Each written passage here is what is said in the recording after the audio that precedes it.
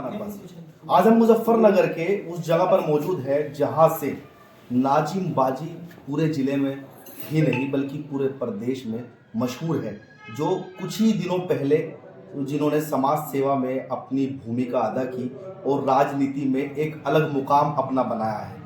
उसके बाद से लगातार नाजिम बाजी जिला, शहर और देश में मशहूर हो गई। उन्हीं नाजिम बाजी के पास आज हम आए हैं उनकी संघर्ष की गाथा जानने के लिए। कल एक प्रोग्राम हुआ है पत्रकार सम्मेलन। उस पत्रकार सम्मेलन में नाजिम बाजी पर लिखी जा रही मैगजीन जिसका टाइटल है अर्धनारी का संघर्ष, जिसे लिखने वाले हैं मुजफ्फरनगर के वरिष्ठ पत्रकार सरताज अहमद। उसी का कल पोस्टर रिलीज हुआ है। नाजिम बाजी के संघर्ष पर पूरी मैगजीन लिखी जा रही है। उसी को जानने के लिए आज हम नाजिम बाजी के आवास पर आए हैं, उनके कार्यालय पर आए हैं। उन्हीं से जानेंगे कि किस तरीके से उस मैगजीन में क्या इफेक्ट पड़ने वाले हैं, किस तरीके से उस मैगजीन में उनकी कहानी जो है लिखी जा रही है। थोड़े से हम उनसे जानेंगे उनके राज, जो उन्होंने अपनी ज़िंदगी का संघर्ष शुरू किया है, अपने करियर का संघर्ष शुरू किया है। उन्होंने कहाँ से जो है अपने करियर की शुरुआत की है, किस तरीके से वो इस फील्ड में आए और क्या क्या उन्होंने संघर्ष किए इस फील्ड में आने के बाद। जो किन्नर है, किन्नरों के लिए उन्होंने लगातार आवाज़ उठाई है, किस तरीके से उठाई है। मेरे साथ है नाजिम बाजी। सबसे पहले तो आपका बहुत बहुत स्वागत है। सबको अस्सलाम वालेकुम, राधे राधे, राम राम। मैं जानना चाहूँगा कि आप कल एक प्रोग्राम हुआ है पत्रकार सम्मेलन, उसमें आपका पोस्टर रिलीज हुआ है। हाँ जी, मेरा होया सम्मेलन में मैं गई और मेरा प्रोग्राम रखा गया, बुलाई गई मुझे। सभी पत्रकार, सभी भाई आए हुए थे, नेता भी थे, अधिकारी भी थे, सभी भैया आए। सबका हमने स्वागत किया। बहुत अच्छे से हमारा प्रोग्राम चला। हमें शौक़ लगा अच्छे काम का। हमारे गुरुओं ने हमें अच्छे काम सिखाए और गुरुओं की हमने सेवा करी तो उन्होंने हमें अच्छे काम सिखाए। आज अच्छे ही मुकाम पर हम बैठे हैं, अच्छे ही काम करते हैं और सबकी सेवा में खड़े भी रहते हैं। आपकी जिंदगी पर बनाई जा रही मैगजीन जो लिखी जा रही है, उसे लिखने वाले सरताज अहमद है, उनके बारे में आप क्या कहना चाहेंगे? हमारी ज़िंदगी में जो मैगजीन बनाई है, मेरे बेटा ही है, वो भी सरताज अहमद पत्रकार है, मीडिया से हैं। सभी मीडिया का मैं प्रभारी हूँ, सभी मीडिया का मैं स्वागत करती हूँ और करती रहूँगी। जिस तरीके से कल आपका प्रोग्राम हुआ, आपका पोस्टर रिलीज हुआ, आप पे जो मैगजीन बनाई जा रही है और उसमें शेख चिल्ली और उनकी टीम, इसके अलावा 420 टीम जो यूट्यूब स्टार हैं, कई यूट्यूब स्टार उसमें शामिल हुए हैं, कई नेता शामिल हुए हैं, किसान नेता शामिल हुए हैं, तो किस तरह आपको कैसा लगा उस समय? वो हमें बहुत अच्छा लगा, बहुत ही अच्छा लगा, बहुत ही अच्छा लगा। अच्छा जो आए हैं हमारे पास 420 टीम भी आई और जी ये और शेख चिल्ली भी आए और भी 2 टीम आई और जी वकील 420 भी आए और भी टीम आई है। बहुत अच्छे से हमारा उनसे प्यार मोहब्बत है और प्यार मोहब्बत की वजह से वो हमारा नाम सुन के आए। हमने उनका बहुत बहुत अच्छा स्वागत करा, उन्होंने हमारा करा। जी शुक्रिया अध्यक्ष जी। हमारे साथ जो मैगजीन लिखने वाले सरताज अहमद वरिष्ठ पत्रकार हैं, वो भी यहाँ पर मौजूद हैं। हम उनसे भी वार्तालाप करेंगे कि किस तरीके से, क्या संघर्ष उन्होंने, किस तरीके से उनके बारे में जानकारियाँ जुटाई और किस किस तरीके से उन्होंने के बारे में जाना, किन लोगों से बात की, उनके संघर्ष के बारे में किस तरीके से वो लिख रहे हैं। जी सरताज अहमद जी, सबसे पहले तो आपका स्वागत है। बहुत बहुत धन्यवाद। फरमान जी, आपका बहुत बहुत शुक्रिया अदा करता हूँ। आप कीमती समय निकाल के हम लोगों के पास आए हैं इंटरव्यू लेने के लिए।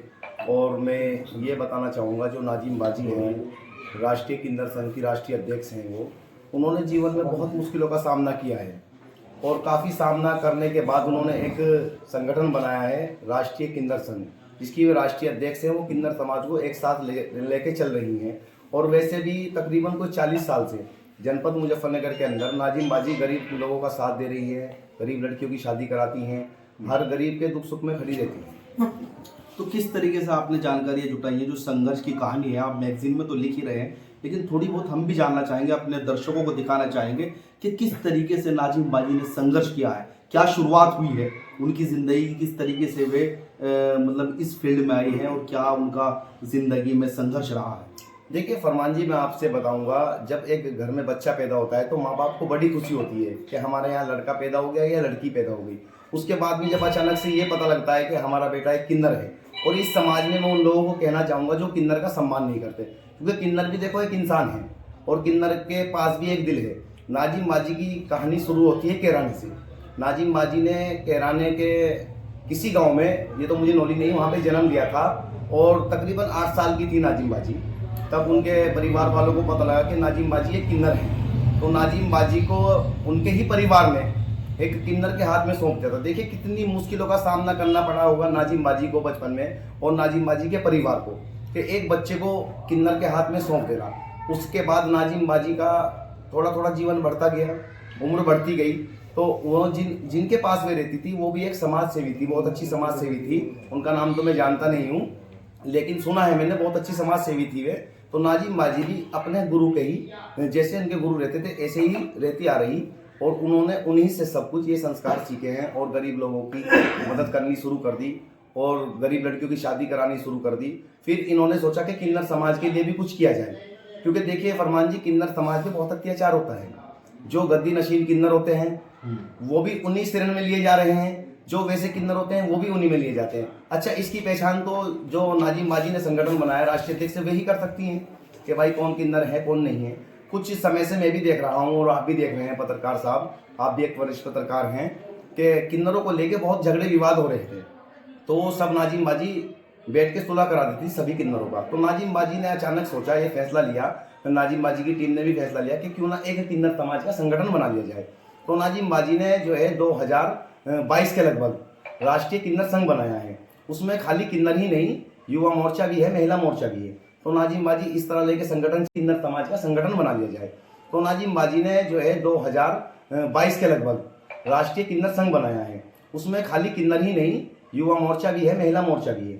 तो नाजिम बाजी इस तरह लेके संगठन चल रही है और बहुत अच्छा काम कर रही हैं। और इस बार वैसे आप लोगों को भी खुशी होगी और हमें भी बहुत खुशी है, जो नाजिम बाजी हैं, हम लोग चाह रहे हैं और जनता भी चाह रही है, किन्नर समाज भी चाह रही है कि इस बार नाजिम बाजी को जो है चुनाव लड़ाया जाए, क्योंकि नाजिम बाजी जो है एक किन्नर है, उन्हें पैसे की या दौलत की देखो फरमान भाई कोई ज़रूरत तो है नहीं, वो तो अपने पास से ही खर्च कर देती हैं।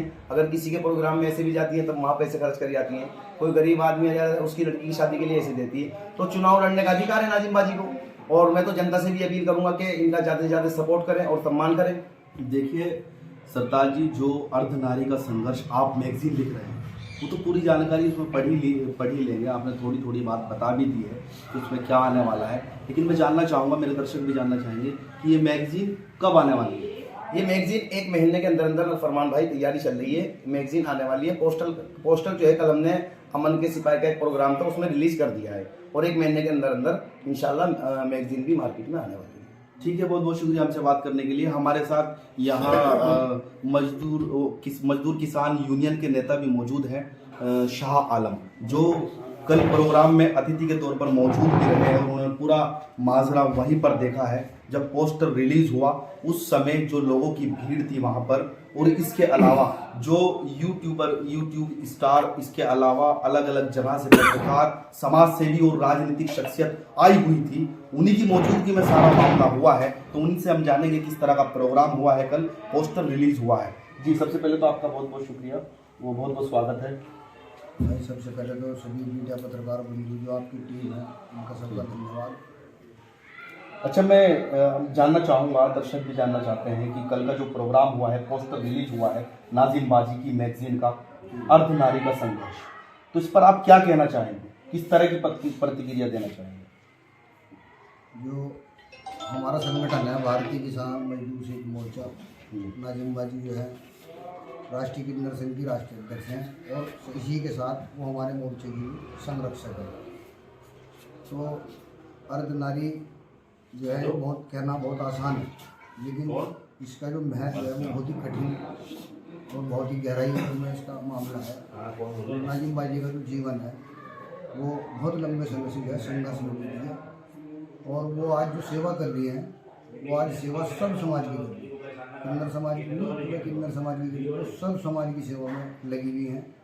और ये सरकारी भाई ने जो है बहुत अच्छी पहल की और हम उनका धन्यवाद करते हैं कि उन्होंने जो है नाजिम बाजी को लेकर जो है कदम बहुत अच्छा महत्वपूर्ण कदम उन्होंने उठाया है और इसके लिए सरकारी भाई का धन्यवाद। और जो कल उन्होंने प्रोग्राम किया जो हमारे मुशर्रफ सिद्दीकी साहब हैं दिल्ली कमल के सिपाही के सुनवाते हैं, तो उनका भी हम धन्यवाद करते हैं कि कल उन्होंने जो है सभी लोगों को एकजुट किया और सब समाज को लेकर जो है उन्होंने एक बहुत अच्छा मैसेज दिया। और अर्धनारी का संघर्ष जो मैगजीन लॉन्च होने वाली है, जिसका कल पोस्टर रिलीज हुआ है, उस पर क्या कहना है आपका? उस पर तो हमारा कहना यही है सरताज भाई से कि उसे जो है बड़ी गहनता के साथ बाजी के जीवन को पढ़ें, समझें और पूरी गहनता के साथ पूरी जिम्मेदारी के साथ जो है बाजी की जीवन गाथा को जो है लिखने का काम है। ये बहुत अच्छी पहल है। तो ये थी नाजिम बाजी के साथ कंधे से कंधा मिलाकर चलने वाली टीम सरताज अहमद और किसान नेता शाह आलम लगातार नाजिम बाजी के साथ कंधे से कंधा मिलाकर चलते आ रहे हैं। उनकी ज़िंदगी पर, उनके संघर्ष पर जो किताब लिखी जा रही है, जो मैगजीन लिखी जा रही है, उसमें सारी जानकारी आपको मिल जाएगी।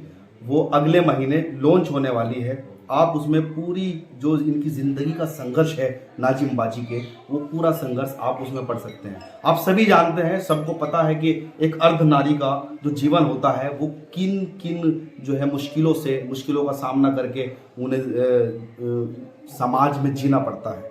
कई तरह की कठिनाइयाँ उनके सामने आती है।